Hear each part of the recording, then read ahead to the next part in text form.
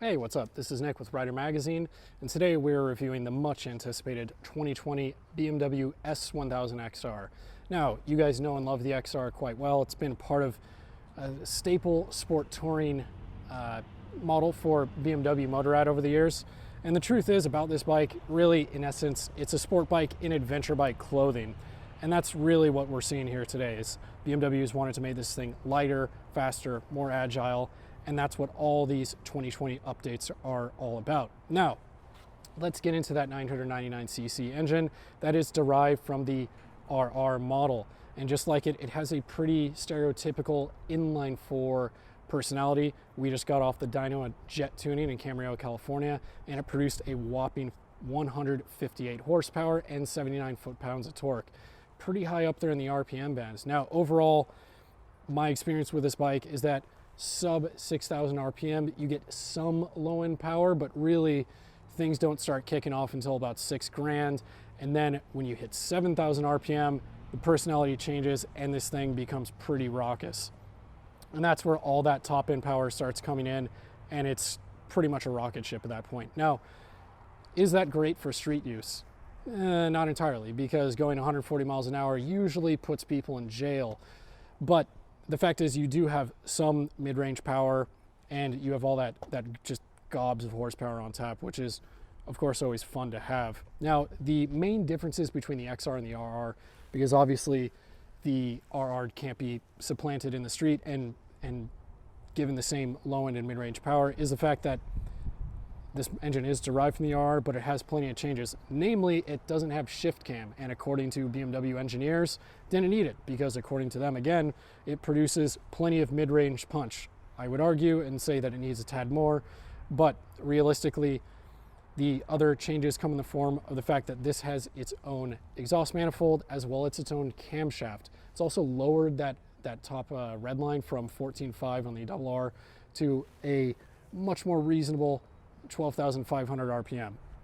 Now, moving on from the motor, and of course, backing up to the motor for just one split second, you do have a Euro 5 compliant with multiple catalyzers, or Euro 5 compliant exhaust with multiple catalyzers. And even despite all that, it's still producing 158 horsepower, which is pretty staggering stuff. Now, moving into some other new portions of the bike is the all-new chassis. So, new frame, new swing arm, new suspension settings, doing pretty good.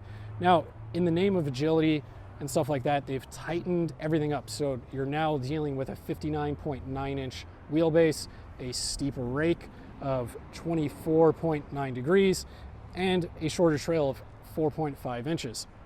Now, as we know, as you tighten the wheelbase up, you steepen that rake and you shorten trail. That makes bikes more agile.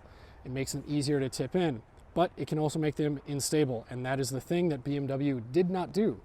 This bike overall handles beautifully. That is its singular biggest strength and what impresses me most about this motorcycle as a whole. Tipping into corners, it's very compliant, very neutral handling in fact, and you don't have to put in much input at all. You just kind of think in a particular direction, start looking in that direction, and it tips in nicely. It also transitions very quickly. So the faster you ride it, its characteristics stay the same. And again, that's what I like most about this bike, is the fact that something this size, this wheel, this geometry numbers, it translates all of that double R agility, which in my opinion is one of the most agile superbikes on the market, and puts it into something that quite frankly has no business being that agile. Now, the other new thing for this year is dynamic ESA, or electronic adjustable suspension, semi-active suspension. Now, it is fully adjustable, technically. You have damping rates that are adjusted automatically, and preload is also adjusted as well. Now, on our model, the standard XR model comes with dynamic ESA, but on our model in particular, it has dynamic ESA Pro, which gets you 2 modes instead of 1. And we have 2 riding modes suspension modes to choose from, which are road and dynamic. Now, in my experience, I actually preferred the road damping because it's much softer. It hits a little bit better. The issue that I had with it is that when you start getting into beat up pavement or road that's undulating, things like that, basically it gets a little bit bouncy and it's easy to load and unload that chassis. So for really sporty riding, It's probably not the mode you should be using, but for really long distance riding, it's actually pretty great. Dynamic is something that, honestly, the damping rates are what I would be thinking are applicable to the racetrack, because they are pretty heavy. So on smooth canyon roads, that freshly paved asphalt on your favorite canyon mountain road, it's pretty amazing in that regard. When you take it into the typical canyon road that we ride, the ones with all the bumps and bruises and all the fun stuff, it can actually become pretty harsh. And that's probably for two reasons. One, the seat. It's quite thin, has a tendency to push you into the tank for some unknown reason, and it also has a cup shape to it. Again, not entirely sure why BMW did this. I myself, and I understand that comfort is a very subjective thing, I'm not a fan of this. The other thing is that this bike is designed to carry passengers, luggage, so on and so forth. So the spring rates do need to be a little bit higher because they do need to compensate for that. Now, moving into a couple other really important things is the ride modes. Now, of course, you have at the throttle, you have a rain, road, dynamic, and dynamic pro. Our bike is equipped with the dynamic pro, which allows you to adjust all of the variables: lean angle detecting, traction control, cornering ABS, wheelie control, yada, yada, yada. You guys know about this stuff. If you're interested in the XR, you're already familiar with Bosch IMUs and 6-axis IMUs and all of the fancy electronics that are on the market.